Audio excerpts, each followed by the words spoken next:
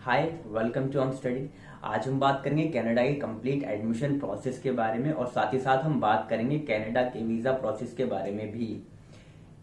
और मैं उम्मीद करता हूँ ये वीडियो देखने के बाद आप खुद भी कनाडा की किसी यूनिवर्सिटी और कॉलेज में अप्लाई कर सकेंगे।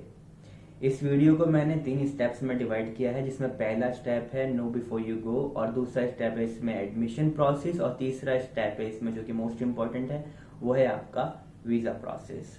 मैं उम्मीद करता हूँ आप इस वीडियो को समझेंगे और ये वीडियो आपके लिए बहुत ही हेल्पफुल और इन्फॉर्मेटिव होने वाली है। तो चलिए अब इस वीडियो को हम शुरू करते हैं। अब सबसे पहले हम बात करते हैं अपने पहले स्टेप के बारे में, जिसका नाम है नो बिफोर यू गो। इसमें मैंने 2 इंपॉर्टेंट पॉइंट्स दिए हैं। सबसे पहला है आपका रिसर्च और दूसरा है आपका अप्रूवल्स।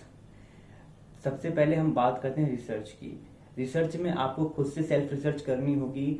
जिस स्टेट कनाडा के जिस प्रोविंस में आप जा रहे हैं वहाँ पे आपको देखना होगा आपके कोर्स से रिलेटेड वहाँ पे क्या स्कोप्स हैं, या वो जगह आपके लिए बेहतर है या नहीं, क्योंकि इससे आपको वहाँ पे सरवाइव करने में कोई दिक्कत नहीं होगी। और आपको ये भी पता होगा जो कोर्स आप करने जा रहे हैं वहाँ पे उसके कितने स्कोप हैं, और अगर आप वहाँ से वापस आएंगे तो इंडिया में उसके क्या स्कोप आपके लिए होने वाले हैं।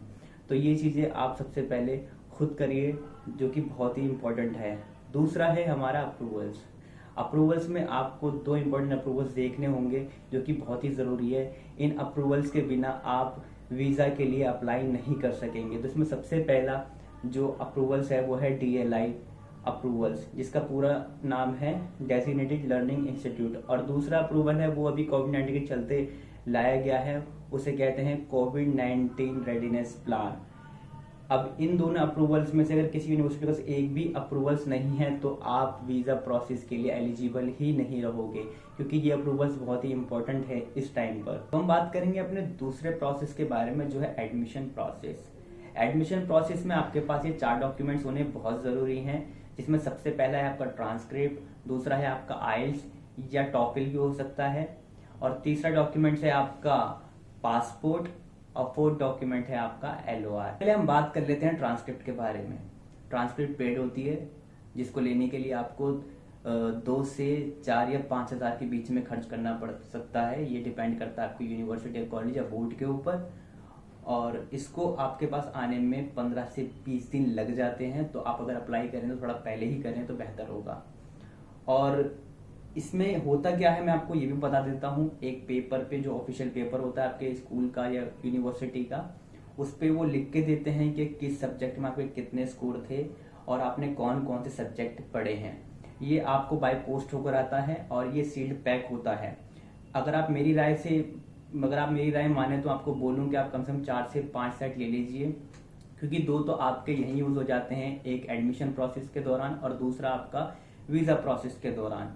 लेकिन आप ये भी याद रखिए कि जब आपके पास वो पोस्ट होकर आए तो सबकी सील मत खोलिएगा, क्योंकि ये सील्ड पैक ही कंसिडर की जाती है ये ट्रांसक्रिप्ट। तो ये चीज़ आप ज़रूर ध्यान रखिएगा।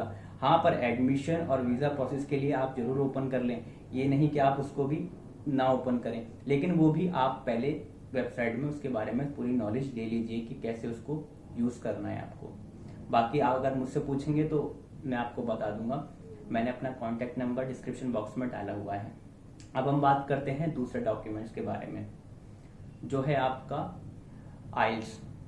आइल्स में आपको मैं बता देता हूँ कि 6.5 बैंड्स होने चाहिए with no less than 6 in each module. ये जरूर ध्यान रखिए, क्योंकि बहुत से कंसल्टेंट्स आपको ये बोलते हैं कि नहीं 6 में भी हो जाएगा, 5.9 में हो जाएगा। तो ऐसा बिल्कुल भी नहीं है। आपकी वीज़ा कैटेगरी जनरल में आ जाती है, जो कि आपके लिए बिल्कुल भी बेहतरीन नहीं है। अगर आप वहाँ पे PR वगैरह लेंगे तो उसमें आपकी पॉइंट्स की बहुत ज़्यादा कमी आ जाती है, और आपको एक अच्छा कॉलेज भी या यूनिवर्सिटी भी नहीं मिलती है, क्योंकि अगर आपको यूनिवर्सिटी या कॉलेज कम स्कोर में देगा तो वो यूनिवर्सिटी कॉलेज भी फिर ऐसे ही होगी। अब हम बात करते हैं 3rd डॉक्यूमेंट्स के बारे में, वो है आपका पासपोर्ट। पासपोर्ट तो आपको पता ही है कि कितना ज़रूरी है, क्योंकि बिना पासपोर्ट के तो अप्लाई कर ही नहीं सकेंगे।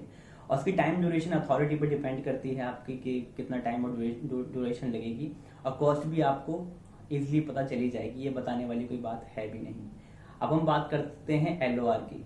LOR फ्री ऑफ कॉस्ट होता है। ये आपको आपको यूनिवर्सिटी या कॉलेज या स्कूल के जो प्रोफेसर या टीचर हैं आपको लिख के देते हैं एक लेटर हेड पे अपने, जिसमें वो लिखते हैं कि आपकी कौन सी खास बात है, कौन सी बुरी बात है, सब एक पेपर में लिख के दे देते हैं और नीचे अपने सिग्नेचर कर देते हैं। LOR की फुल फॉर्म में हम इसकी बात करें तो इसे कहते हैं लेटर ऑफ रिकमेंडेशंस। एक तरीके का वो रिकमेंडेशन होता है आपके लिए। अब हम बात करते हैं अगले प्रोसेस के बारे में, जो है आपका वीजा प्रोसेस। अब हम बात करते हैं वीजा प्रोसेस के बारे में। जब आप किसी भी कनाडा की यूनिवर्सिटी या कॉलेज में अप्लाई कर देते हैं तो आपके पास एक एक्सेप्टेंस लेटर या इनविटेशन लेटर आता है एडमिशन लेने के लिए, और वही एक्सेप्टेंस लेटर और वही चीज आपको, जो वही अप्रूवल लेटर आपके काम आता है वीजा प्रोसेस के लिए। इसके बिना आप वीजा के लिए अप्लाई नहीं कर सकते हैं। अब ये भी याद रखिए कि जो एक्सेप्टेंस लेटर होगा वो किसी DLI अप्रूव्ड यूनिवर्सिटी या कॉलेज से ही होना चाहिए, तभी आप वीजा के लिए अप्लाई कर सकेंगे। तो पहला डॉक्यूमेंट्स आपका एक्सेप्टेंस लेटर हो गया।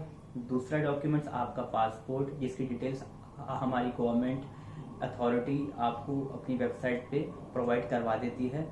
और तीसरा डॉक्यूमेंट्स है आपके IELTS स्कोर, जिसके बारे में मैंने आपको डिटेल्स में बता दिया है। और जो फोर्थ डॉक्यूमेंट्स है वो है हमारे एकेडमिक्स स्कोर्स और मार्कशीट और डिग्रीज और उनकी ट्रांसक्रिप्ट। अगर आप अंडर ग्रेजुएट कोर्स के लिए जा रहे हैं तो आपको 10th-12th की मार्कशीट भी होनी चाहिए और उसकी ट्रांसक्रिप्ट भी होनी चाहिए। ट्रांसक्रिप्ट होगी तो और बेटर होगा।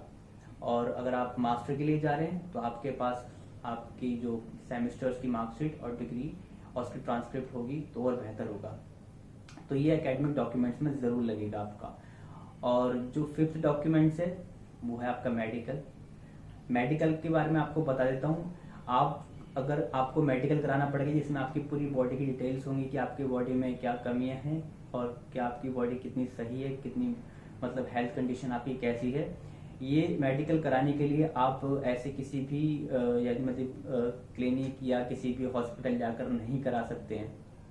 ये आपको सिर्फ उनके जो उन्होंने प्रोवाइड किए अपनी वेबसाइट पे कैनेडियन अथॉरिटी ने, आप सिर्फ उनसे ही अपना बॉडी हेल्थ चेकअप जो मेडिकल वहीं से करा सकते हैं, जिसका लिंक मैंने डिस्क्रिप्शन बॉक्स में दे दिया है। अब आ जाते हैं हम सिक्स्थ, जो कि बहुत ही इंपॉर्टेंट है, वो है आपके फाइनेंशियल डॉक्यूमेंट्स। फाइनेंशियल डॉक्यूमेंट्स में सबसे पहला जो इम्पोर्टेंट है वो है आपका GIC।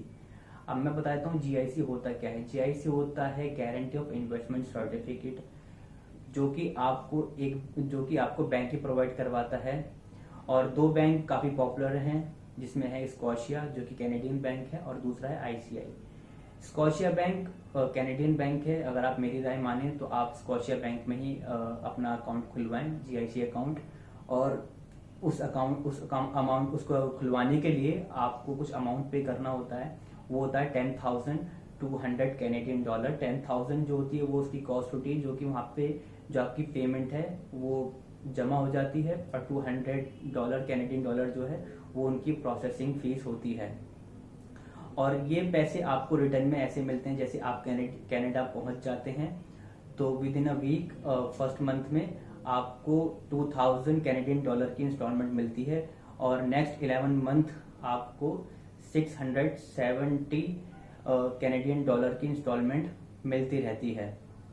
तो अब आप उम्मीद करता हूं कि आप ये पूरा प्रोसेस समझ गए होंगे। GIC का जो भी प्रोसीजर होता है वो अगर आपको अकाउंट खुलवाना है स्कॉशिया बैंक में तो वो ऑनलाइन होता है पूरा प्रोसीजर। ये भी आप थोड़ा याद रखिए अगर आप स्कॉशिया बैंक में अकाउंट खुलवा रहे हैं अपना। अब इसके साथ साथ फाइनेंशियल डॉक्यूमेंट्स में आप इसको और अपनी फाइल स्ट्रॉन्ग करने के लिए आप लगा सकते हैं अपनी, जैसे कि बैंक स्टेटमेंट, FD, और साथ ही आप CA की रिपोर्ट भी लगा सकते हैं।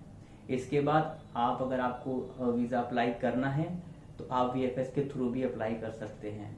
मैं उम्मीद करता हूं कि आपको ये वीडियो समझ में आ गई होगी। जो इम्पोर्टेंट पॉइंट्स हैं वो मैंने सारे कवर कर दिए हैं। अगर मुझसे कोई भी इम्पोर्टेंट पॉइंट छूट गया है तो आप मुझे कमेंट बॉक्स में लिखकर बता सकते हैं।